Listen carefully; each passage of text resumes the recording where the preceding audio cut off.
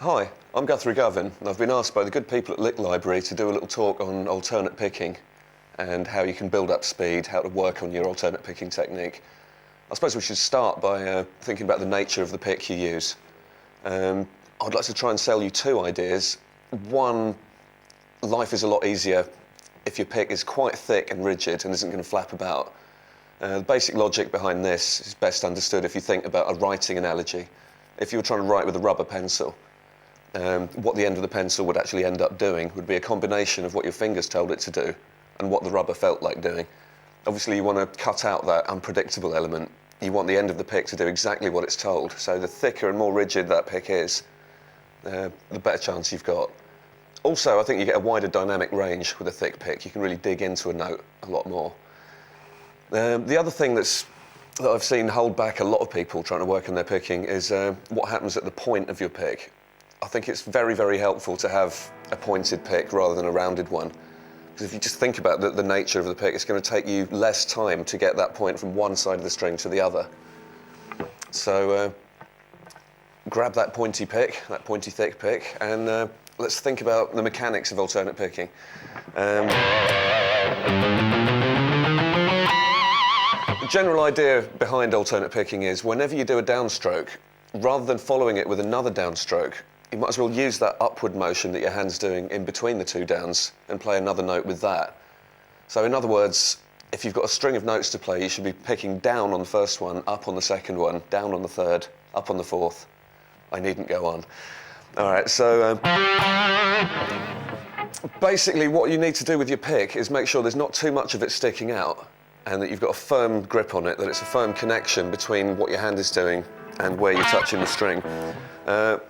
Some players like to hold the pick like that, kind of between the underside of the thumb and the underside of the fingertip. I'm more of a fan of tilting the pick round slightly like that, so it's more between that pad of the thumb and the side of the index finger. That seems like a more natural grip, and that way you can keep your wrist straight. As your hand descends on the guitar, you see how straight the wrist is and that the pick is lined up there, slightly at an angle. Some people will tell you the angled approach is wrong. I put it to you, it's more like this. If you pick at an angle, you get a little kind of biting attack at the start of the note, whereas if you pick like that, so the flat of the pick is all touching the string, you get more of a round tone. And then you compare that again with the pick at an angle. You hear there's something sharper at the start of the note there. So it's flat of the pick there, and the edge of the pick. They're both valid, and I think it beats buying pedals. It's good to have both of those at your disposal, and I think you can switch between the two. You can find the right amount of angle just by kind of feeling your way around the pick like that. And while your hand's in that playing position, you'll soon find something that's comfortable. If it doesn't feel natural, you're probably doing it wrong. So it's worth spending some time just making sure it doesn't tire your hand out when you pick for extended periods of time. Try and find something that feels as easy as possible. The next thing we need to worry about is muting. Whenever you play a note on any string, pardon me if this sounds a bit zen, but that means there's 5 other strings that you don't want to be hearing. In the case of this note here, it's just 3rd fret on the G string. What you don't want to hear is the top 2 strings there, which you'd mute with the underside of this hand. And these 3 strings here, the wound ones, you don't want to hear those either. So the solution there is to incorporate into your picking technique some bit of flesh that you're not using. For me, it's there, although for some players it's more this part down here that will rest comfortably on those strings. So you only hear that one note, and when you stop playing, there's a nice, satisfying silence. All right, next thing to worry about is anchoring. I think it's important to feel as many points of contact between your forearm, your hand, and the body of the guitar. Not so important now, I'm sitting here comfortably in a chair, but if I were trying to run around a stage and play at the same time, it would be like trying to hit a moving target. Whereas if you rest your forearm maybe somewhere around here, and then rest that part that we're using for muting anyway on the low strings, then you've got a solid connection all the way down, and your hand almost feels like part of the guitar. And then you can start worrying about the actual movement that results in alternate picking. And I've seen a lot of people do this wrong, for want of a better word. Some people think it's best to kind of move the pick like that between the thumb and the forefinger. Now, it seems to me your thumb and your forefinger have already got enough to worry about gripping the pick, making sure not too much of it's sticking out, and generally squeezing it to determine how loud the note comes out. You don't want to have to move that whole assembly as well every time you're picking a note. So instead of that, I would say try and lock that thumb and forefinger assembly there, and then let your wrist do the work. It's just slight movements of the wrist. Anyone who's tried to play funk guitar will be familiar with this, because funk guitar is all about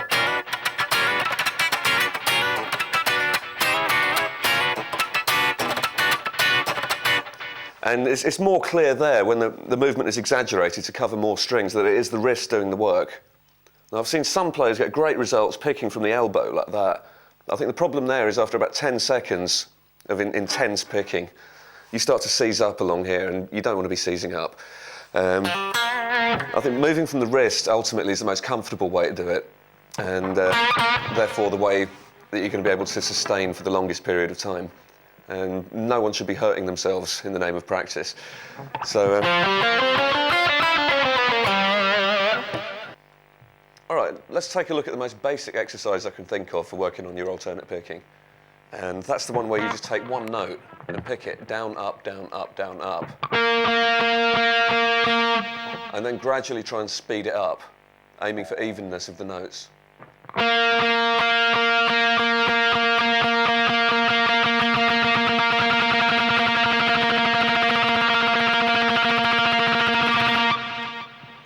And if you can't maintain that for a good length of time, the chances are you're holding the pick inefficiently, or you're making your elbow do too much work. It must be possible to do this for lengthy periods, because just imagine what a mandolin player has to do. They play everything like that.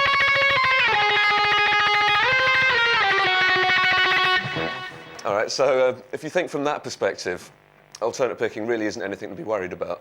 The other thing you can do, keeping things nice and basic, is just to work on the dynamics.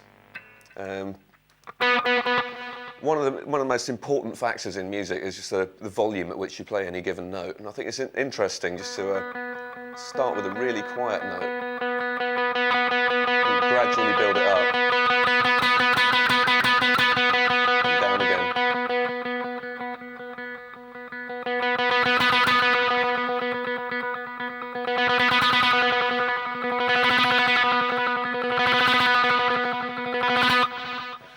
And you learn a lot about how your picking hand works just by trying to get a smooth rise in the dynamic level there.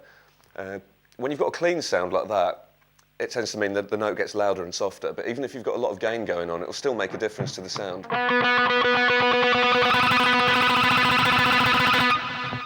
harder you hit it, the more like Paul Gilbert it sounds. So that's an interesting reference point there. All right, once you work on that for a while, you should find it starts to feel nice and natural. And then you can worry more about syncing it up with what this hand is doing. That's all very well, but after a while you want to play some real music. So what we need is some exercises just to try and synchronize those two hands. Now the common one that you see all the time is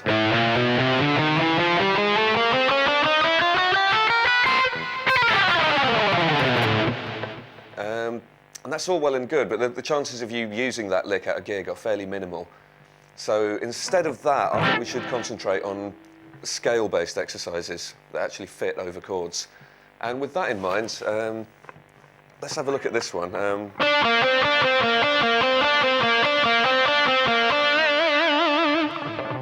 That's in the key of B flat. Not a common rock key, but sax players love it. If you ever have to play with one, you know some notes that work in B flat. And what you're doing there is you've got the 3rd, 5th and 7th frets on the G string, and you're going 4th finger, 1st finger, 2nd finger, and then 4th finger, 2nd finger, 1st finger.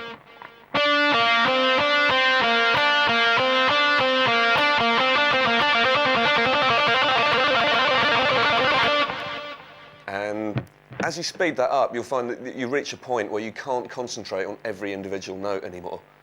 And that's when the idea of targeting comes in. The idea that there's one note, in my case it's that one because it's the first one, it falls on the beat. So as you kind of pick yourself into a frenzy, you're always looking forward to that note. So to start with, you might want to hit that note a little harder, just to make sure you're always aware of where the new pattern starts and the old one's finished.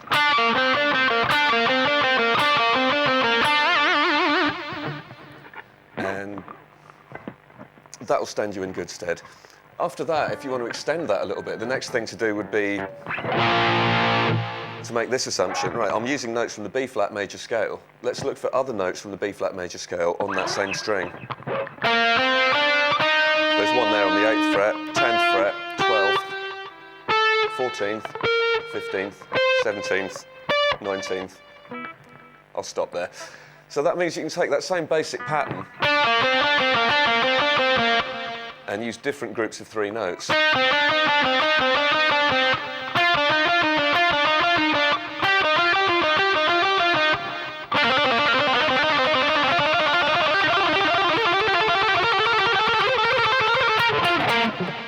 All right, so something like that is introducing this new idea where you have to shift this hand as well without this hand that's doing the picking being thrown off course. I'm sure you'll have some fun with that. So let's look at some typical string crossing exercises. There's one that all Paul Gilbert fans will know.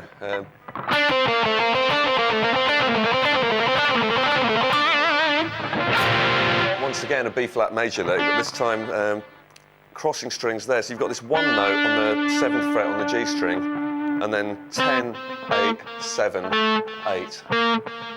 And 10 again on the D string. So it's a 6-note pattern, only one of the notes is on the G string.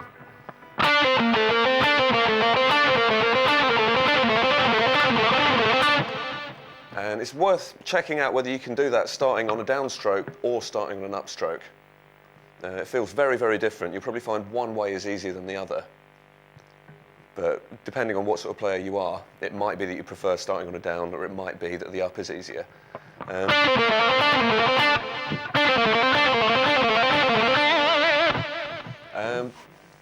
The thing that not many people go on to do is then try and re-finger that exercise. So instead of there just being one note on the G string, you might have 2. This time your picking hand has to change strings in very different places. This time it's a 7, 5 on the G string, and then 8 and 7 on the D string.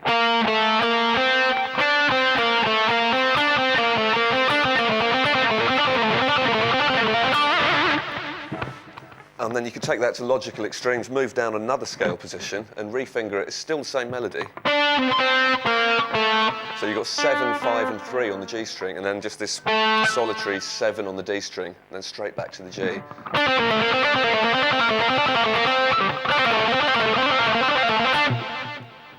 And if you can play that lick in all 3 of those positions, that's a good introduction to string crossing. Hi, this is Guthrie Govan. I'm here to talk about legato. A much misunderstood technique, this one, but a lot of us do it to some extent. Basically, anyone who can't pick every note they're playing is using legato to some extent or another, whether they realise it or not. If you keep things nice and open like that, it's more likely you'll come up with something creative that fits into your own playing using this technique. First things first, how do you tap? There's two kinds of motion here. One is the hammer-on, and maybe that bluesy bend at the end from the 15th fret up to an A. Now the conventional way of picking that would be down, up, up. One day, some time ago, a lazy guitarist discovered that if you just do 3 downstrokes in a row, it feels like one downstroke.